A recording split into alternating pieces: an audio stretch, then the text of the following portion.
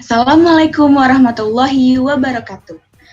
Kami dari kelompok 1 kelas 3 SD1 akan menjelaskan tentang metode klasifikasi data mining KNN atau K-Nearest Neighbor. Nah, sebelum kita mulai kepada materi, kami akan memperkenalkan anggota kelompok kami. Yang pertama, saya Alvin Rahmah, lalu ada Gita Nurfalah, Kak Hasrana Wira, M. Tarif Arkandana, Muhammad Fahri Nazuli, Mutia Soraya Adila, dan Wahadia Nurkarim. Oke, langsung aja kita masuk dalam deskripsi dari metode KNN ini. Algoritma K-Nearest Neighbor atau KNN adalah sebuah metode klasifikasi terhadap sekumpulan data berdasarkan pembelajaran data yang sudah terklasifikasikan sebelumnya.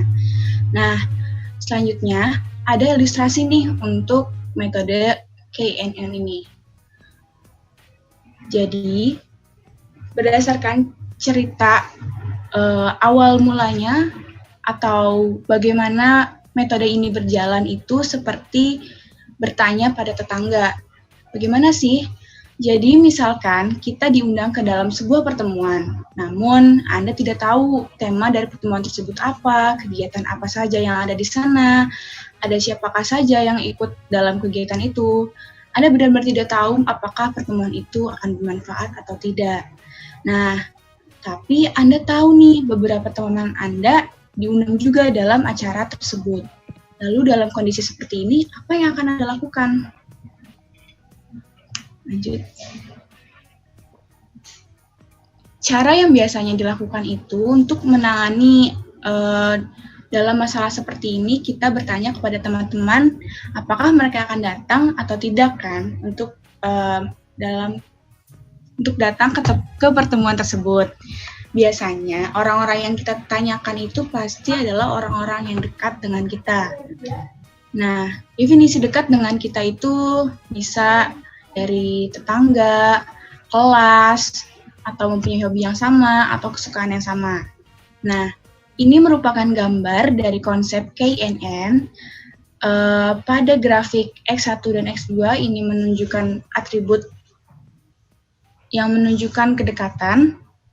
Lalu kelas A dan kelas B itu menunjukkan keputusan yang diambil oleh teman-teman Anda. Kelas A menunjukkan keputusan tidak datang, dan kelas B menunjukkan keputusan untuk datang.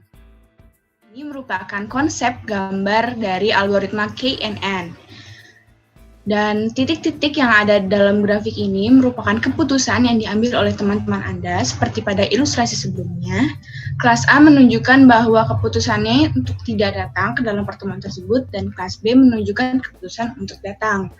Nah, hal apa yang bisa menjadikan teman-teman Anda membuat keputusan seperti itu, dan bagaimana Anda menentukan untuk datang atau tidak? Nah, dijelaskan sebelumnya pada ilustrasi yang telah saya ceritakan. Dalam sebuah mengambil keputusan, kita kan bertanya kepada teman terdekat. Nah, untuk menghitung ukuran kedekatan kita terhadap teman, bagaimana sih? Nah, itu kita bisa bertanya tentang kesukaan yang sama, atau hobi yang sama, atau teman itu merupakan tetangga kita, teman satu kelas kita, sehingga ukuran-ukuran kedekatan itu menjadikan sebuah variabel untuk mengambil sebuah keputusan. Nah, dalam metode algoritma KNN ini, dekat atau jauhnya terhadap keputusan teman kita itu dihitung berdasarkan Euclidean distance. Nah, Euclidean distance ini merupakan sebuah rumus yang bisa kita pergunakan dalam mengambil keputusan dengan algoritma KNN. Selanjutnya, terdapat beberapa langkah dalam algoritma KNN. Yang pertama, tentukan parameter dari K, atau berapa jumlah tetangga paling dekat yang kita inginkan. Yang kedua, menghitung kuadrat dari jarak Euclidean objek terhadap data training yang diberikan.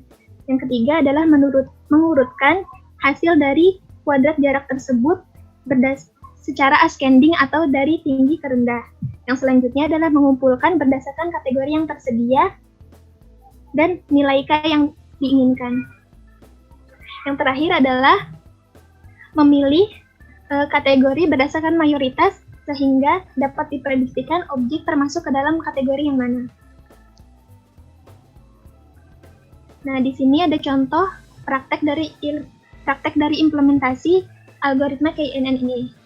Terdapat satu dataset yang terdiri dari 20 records. Di sini juga terdapat 3 kolom yang berisikan ukuran baju, tinggi badan, dan kategori, di mana dalam kategori terdapat 2 kelas, yaitu long dan short.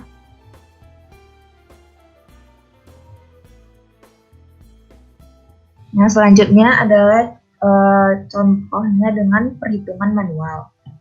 Diketahui di sini ada mahasiswa baru dengan ukuran baju 63 dan tinggi badan 170. Nah, kita klasifikasikan apakah mahasiswa tersebut termasuk kategori long atau short. Langkah pertama tadi yaitu menentukan parameter K atau jumlah tetangga terdekatnya. Di sini kita ambil K-nya sama dengan 3. Lalu langkah kedua yaitu menghitung Euclidean distance-nya dengan rumus D sama dengan akar X2 kurang X1 dikuadratkan tambah Y2 kurang Y1 dikuadratkan, di mana variabel X merupakan ukuran baju dan variabel Y merupakan tinggi badan. X1 dan Y1 merupakan ukuran baju dan tinggi badan mahasiswa baru, sedangkan X2 dan Y2 merupakan ukuran baju dan tinggi badan mahasiswa dari data training. Nah, lalu setelah didapat nilai masing-masing Euclidean distance-nya, lalu data di-ranking menurut nilai Euclidean distance yang paling kecil.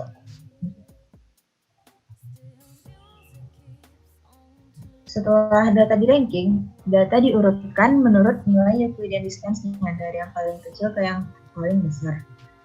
Lalu, setelah itu, tentukan data yang termasuk nearest neighbor-nya. Karena tadi kita mengambil nilai K sama dengan 3, maka diambil 3 data pertama dengan nilai Euclidean distance terkecil atau dengan jarak terdekat.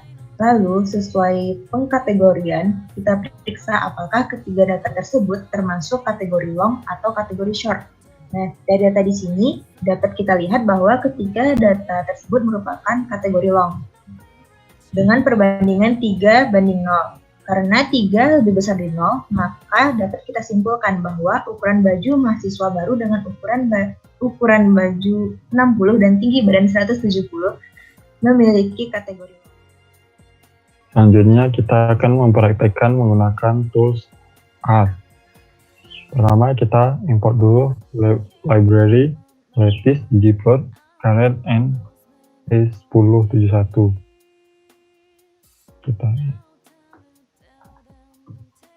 Lalu kita mengambil datanya menggunakan read CSV. Datanya masih sama dengan yang tadi, yaitu ukuran baju, tinggi badan, dan kategori. Selanjutnya kita menggunakan fungsi untuk memisahkan data menjadi data training dan data testing dengan perbandingan 70% dan 30%. 70% untuk training dan 30% untuk testing. Di sini kita bisa lihat data yang menjadi data testingnya, yaitu data ketiga, data ke-8, ke-11, 13, 15, 17, 18, dan 19. Terus kita membuat variable cross validation dengan menggunakan fungsi train control dengan metode repeated CV dengan number 3 dan repeat 3. Lalu kita kita melakukan training data menggunakan fungsi train dengan metode KNN dengan K dari 2 sampai 5 agar kita bisa melihat perbandingan antara akurasi ketika K2, 3, 4, dan 5. Kita bisa lihat di sini akurasinya ketika 2 yaitu 0,805, ketika 3 0,833, ketika 4 yaitu 0,83, dan ketika 5 0,88. Sehingga akurasi yang paling tinggi adalah ketika K sama dengan 5. Kita bisa membandingkan data prediksi dengan data hasil dari model agar kita dapat melihat akurasi dan yang lainnya, yaitu sensitivity dan specificity. Di sini kita lihat bahwa ada 5 kategori long dan 3 kategori short. Di sini akurasinya 1 karena dari data testing tidak ada yang salah perkiraan, dan sensitivity-nya juga 1, specificity-nya juga 1. Terus kita bisa tampilkan grafik. Nah, di sini kita bisa lihat grafik, terlihat bahwa yang punya akurasi yang paling tinggi yaitu di K sama dengan 5. Ya, selanjutnya setelah kita menghitung secara manual dan oleh tools, kita mempelajari kelebihan metode dari KNN. Next. Yang pertama yaitu ada sangat nonlinear. KNN merupakan salah satu algoritma atau model pembelajaran mesin yang bersifat non-parametrik. Nah, seperti yang diketahui, non-parametrik ini biasanya lebih sulit diinterpretasikan. Namun, salah satu kelebihannya yaitu garis keputusan kelas yang diambil itu bisa sangat fleksibel. Seperti gambar di samping, itu adalah merupakan perbandingan model yang linear dengan yang non-linear. Yang garis ungu itu merupakan model yang linear, yaitu di mana keputusan kelasnya tidak dapat diidentifikasi oleh objek-objek dari kelas yang berwarna biru dengan yang warna merah. Itu klasifikasinya tidak tepat. Tetapi ketika kita melihat model yang tidak linear atau non-linear, itu dapat mengklasifikasikan dengan sangat tepat. Next. Yang kedua, mudah dipahami dan diimplementasikan. Nah, untuk mengklasifikasikan instance X menggunakan KNN, kita cukup mendefinisikan fungsi untuk menghitung jarak antar instansinya. Seperti yang dijelaskan pertama tadi, metode KNN itu menghitung jarak dari suatu instan dengan instan lainnya, dan berdasarkan fungsi tersebut itu dapat menentukan kelas yang paling banyak muncul atau banyak dari jarak yang instansinya paling sedikit itu paling banyak muncul dalam instansi terdekat. Next. Selanjutnya ada kelemahan metodenya. Yang pertama, perlu menunjukkan parameter K, yaitu jumlah tetangga terdekat, yaitu termasuk dari syarat untuk metode KNN ini. Next.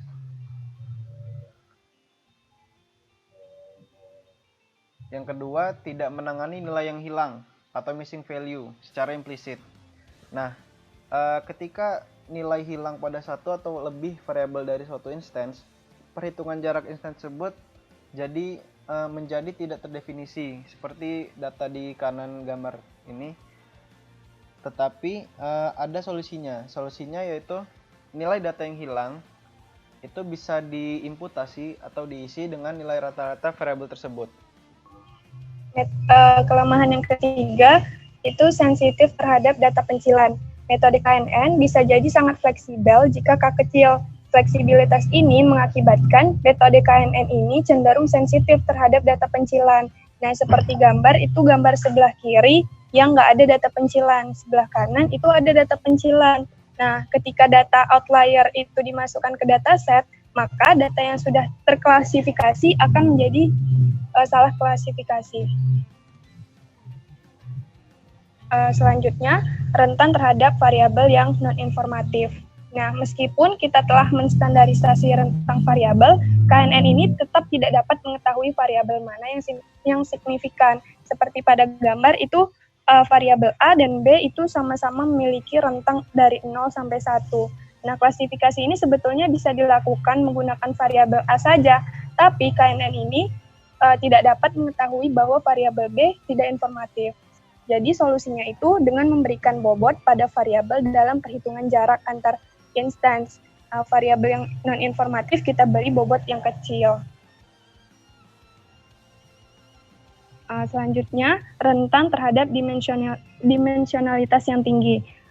Di sini bisa kita lihat gambar yang sebelah kiri itu mempunyai satu dimensi atau satu variabel. Yang tengah itu 2 dimensi, sedangkan yang sebelah kanan itu mempunyai 3 dimensi atau 3 variabel.